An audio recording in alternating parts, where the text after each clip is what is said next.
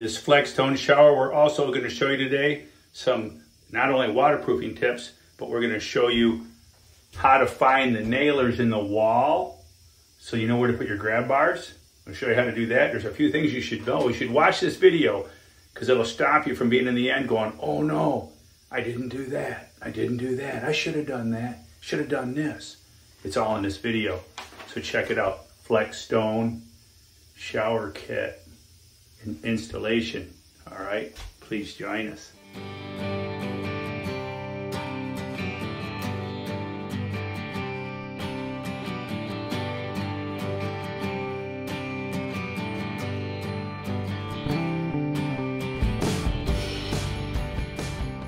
I put white drywall in this shower with plastic corner bead. I was never a big fan of that, but around the bathroom I am because it won't rust. This is brown bag Durabond. It's basically plaster of Paris. All right, here we go. Waterproofing white drywall. Why, may you ask? I'm going to put an acrylic shower, solid panels. I'm going to do a little overkill and waterproof it all. But the thing is, why use green board? Green board, moisture resistant drywall will fall apart if it gets wet, just like white drywall. Why would I use cement board? You may say use cement board. Why would I use cement board? Cement board, moisture will wick through it, get into your studs and insulation, and mold will grow. If you want to waterproof your shower, that's exactly what you have to do. You might also buy the cheaper drywall and waterproof. I'm using Red Guard. All right, here's my waterproofing for the acrylic shower. Probably a little overkill. The important part, I took this tape that came with the shower and I Red Guarded it into the corner over the drywall. Down here, I'm leaving this void. This void, I believe the material can float over this. I did fill it in here. This is brown bag Durabond, which is plaster of Paris. So it says on the label. Okay, here's my acrylic panel. The thickness of this panel, I believe, can float over this void rather than have the drywall come all the way to the tub on top of the lip, which would make the surface not flat. And also, drywall is a sponge. It is a wick. Water could wick up, sponge up. You do not want the drywall setting down on the tub. So I have the drywall setting above. There's a good example right there. Drywall is setting above, and we will put the panel like this. All right, and we can silicone behind that if needed, but this is strong enough it doesn't give. As you can see how thick this panel is. This isn't your average. It's 1/4 inch as thick as a sheet of lawn. It's pretty strong. Pretty strong stuff. Flexstone. So that's how I'm doing it. And I feel confident she will have no wicking, no water running up the wall. We will float the bottom. All right, here we designated a nice safe area in the home. We are cutting the panels with a razor blade knife. And I'll show you what I've done. What I've done is I've carefully inspected all 4 edges, and I picked my 2 best edges, what I call factory edges, the best, cleanest looking ones, to go in the corner, and I'm going to cut the edge that will be covered by my trim piece that I will show you later in the video how we're going to trim it out with the border trim. We'll put our cuts behind the border trim. So the cuts at the top, the cuts at the outer edge, and the edge touching the bathtub is a factory edge, and the edges in the corners are factory edges. All except for the back panel. I did have to cut 3/4 of an inch off the back panel, so one edge had to be a really clean cut. But here we go. We show up a close-up here. Here's my mark I made. My top is 73.5, pencil mark, pencil mark. No pun intended, because my name's Mark. Pencil mark, pencil mark. And here we go. We are going to cut this just like this. We're just going to score it with a knife. Not cutting the client's rug. If I cut the client's rug, don't worry, she'll never know she's the one holding the camera. Don't tell her I cut her rug. All right, there we go. And I'm just gonna score it 3 or 4 times. I'm an old drywaller, so I got a pretty steady hand. You don't wanna go traveling off of this. Score it 3 or 4 times. Like I say, don't worry about the rug. The client's not home. She'll never know. All right, I'm gonna cut through. Now, they call me Sonny because I'm bright. We'll slide this under here for the final cut. I did bring a circular saw blade. I bought a 60-tooth blade, and I thought, you know what? I think I got less chance of making a boo-boo doing it this way than having a circular saw take off or kick back on me. So here we go. There we go. Cut it out. There you go. That's how we cut it. All right. All right, I'm gluing the panel now. I showed you earlier the waterproofing. This is showing there's actually 4 tubes of glue that come with this. All right. And so it shows you put on little dots. This is only 1 tube. I'm halfway down the wall with 1 tube, but I have allotted 4 tubes. So, and I'm still putting it on. So anyways, I don't know if you, that's how we're gluing it right there. Just dobs. A dob of glue every so often. Every 6 inches, I would say. All right, we got her all glued. We could connect the dots, and I could like draw you a giant pumpkin with the dots, but we won't do that. All right, here we go. My 12-year-old always comes out to me every time. That's how I stay young. All right, so we're gonna stick her in there. Hopefully we don't make a big mess. All right, get my fingers out and pinching my fat, chubby little digits. All right, and then we're gonna do what I call smack daddy. Smack daddy. Check out my Ovation shower video where Jackson and I install an Ovation shower in Higgins Lake. Awesome video. The Ovation shower. But this is the alternative here. The acrylic shower. So we're gonna smooth it around. I should have brought my laminate roller. We could roll this, but I think it'll be all right. I'm not going to pull it back off with drywall. Gluing drywall, the proper way to glue drywall is you glue the joist or the studs, and you put the drywall on, pull it off, put it back, and smack it. That's the proper way, which nobody does, but that's textbook. We're not going to do that here. It ain't going nowhere. What we will do is grab the denatured alcohol and clean up this. Or maybe we can use some baby wipes and clean up this little bit of smear here. I think, is that the glue? No? Oh, that might have been some old dried caulk on the tub. This was a used tub.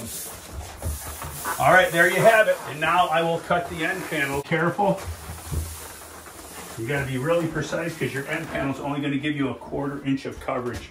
When we bring an end panel in, we only got a 1/4 inch of coverage in the corner. All right, very good. Thank you. Drilling the holes with just a paddle bit.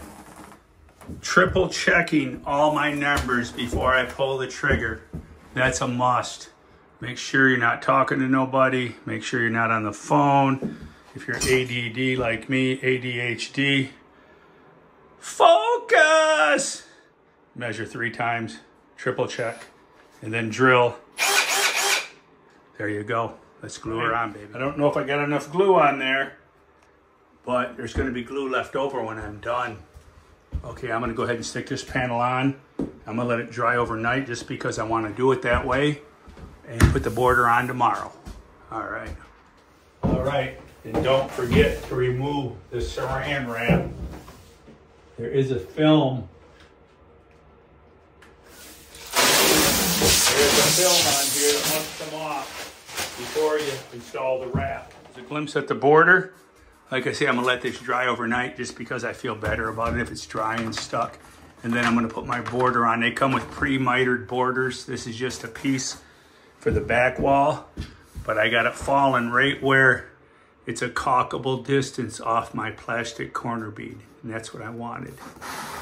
Right there, caulkable. So I could run a bead of caulk in there and seal that up for dirt. It's gonna be lovely. And we got little triangle corner shelves to stick in tomorrow. Now the pre-end miters, I've removed the saran wrap packaging that comes on them. Or have I? Yes, I have. There's a little burr right there. I noticed a little, oh, that's a piece of the saran wrap. I call it saran wrap. I know that's a brand. But anyways. All right. Your pre-mitered ends. Don't cut your miter. We're going to come up here and we are going to put the point to the end like this. And we're going to mark it. You want it to fall right there, right on the very edge of it. I'll probably cut it. I marked it. I'll probably cut it a little bit long. I always do, because I always found that if you cut, once you cut it too short, you're done. Always remember, I cut it 3 times and it's still too short. Our last bonus tip on doing the border, I've marked the outer edge of this with tape because I want a nice solid glue. I got a grab bar going here. It's going to be mounted to this border trip, so I want to make sure where this grab bar is, I've got really good glue. I don't want this acrylic cracking. I don't want any issues. So we're going to put her on a little, very generous amount of glue to make sure we don't have an issue with that. The blue tape is marking my border so I don't exceed my border. All right, the same dot to dot method. Dot to dot, baby. Dot to dot. And that should do it, because it does tip in a little. It does have a little bit of a tip in, which is fine. Not an issue. So there you go. That should be it for the border. I'll show you what I'm cutting it with. I'm cutting it with this. It's got pretty much a standard fine finish trim blade on here. And this is what I'm cutting it with. All right. All right, one last word of caution on doing the trim wrap. When you come down here, I know what my floor is going to be. I know I'm coming in with some 1/4" hardy backer board, some vinyl plank. I plan on putting plastic quarter round or shoe mold on this edge where it meets over top of the vinyl plank flooring. It will be siliconed on and taped so water cannot penetrate. This will also be siliconed all through here. This will be a painter's caulk because you never want to silicone to a painted surface because you won't be able to paint it. So there'll be 2 different caulks here that are used. This is all thought out in advance. But I made sure I brought this down far enough because my flooring, if I have to, I can trim this. So if anything, cut this long, don't cut it short. You can't put it back. Always remember, I cut it 3 times and it's still too short.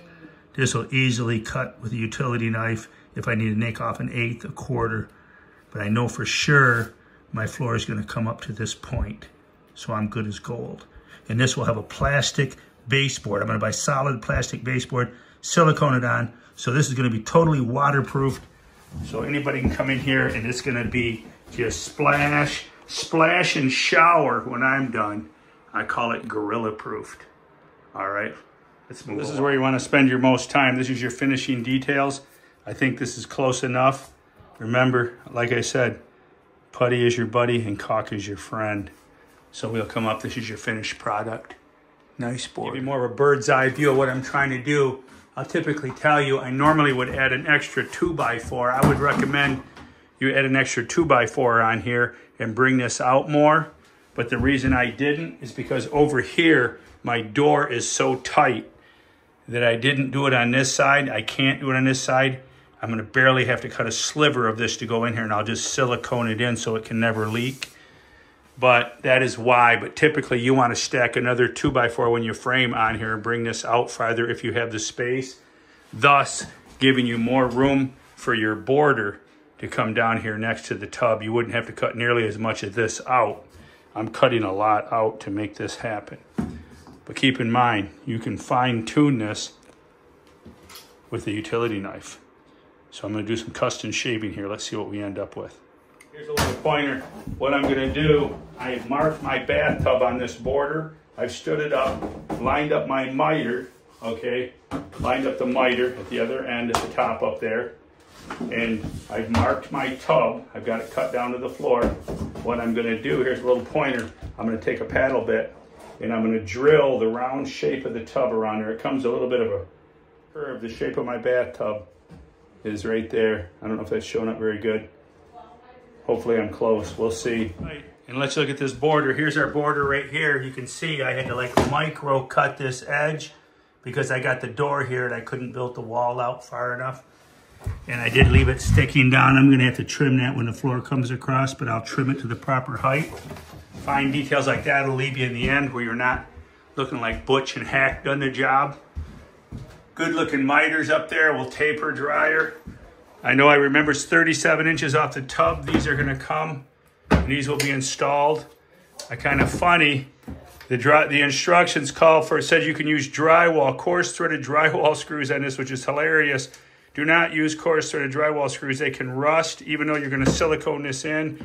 Water shouldn't get through. Just in case it does, I will use a galvanized or a stainless steel screw so it doesn't rust. Probably go for a stainless steel. All right, my other question is, we use the silicone caulk that came with it. I'm gonna do a little test area and make sure my red guard's not gonna show through, because you know, if water was to get through that, it is waterproof behind. It would just fall down to the tub. It would not come through. Over here, we got a much tighter fit at this end. This is probably more what you should look like, but I'm not as concerned at the foot end. You're not gonna get as much water hitting down there, and it's gonna be siliconed. And one correction I want to say, I will not use a painter's caulk here. I will silicone this so water doesn't get behind there. This will be the silicone that came with it. It's tinted. This here will be a nice tub and tile caulk recommended for bathrooms that's paintable. It needs to be a paintable caulk, as we'll be painting this corner bead out here, and the rest of the drywall will be painted. One last bonus tip I want to show you before we go. All right. This is plastic baseboard I bought. And what I've done is I've siliconed under. Here's a bead of silicone. I actually put a shim behind there because the drywall was missing. And I siliconed the shim both sides, sandwiched it in there. That's just molded to the wall with silicone. I'm gonna leave it. I'm not even gonna put a nail in it. And then down here, this shoe on the tub, it's all Red Guard, waterproofed in there. And I'm going to silicone this waterproof interior molding.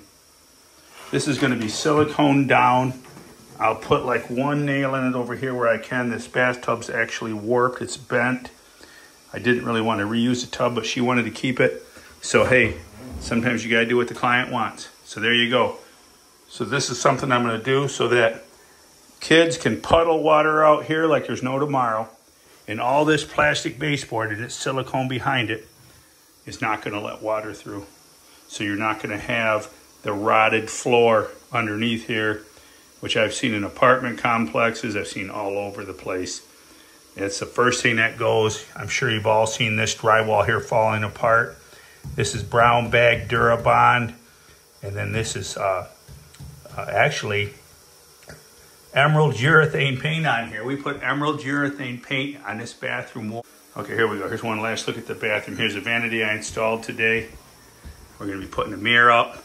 Got my electrical friend coming back to put lights up. I don't do any electrical. So houses are wired with so many issues in houses nowadays, from homeowners and rookies dabbling in wiring. I don't touch wiring. Nobody has to sleep with one nostril open. I'm not touching your wiring. All right, there you go. I learned that a long time ago. I don't even change out a switch. All right, here you go. But I do a ton of plumbing. I might flood you out of your home, but I'm not going to burn it down. All right, this is the acrylic tub. Still got to put the shower head on. Got the grab bars on here. And I'll show you the photo where I took a picture of all the framing in the wall, the studs. We'll show that now.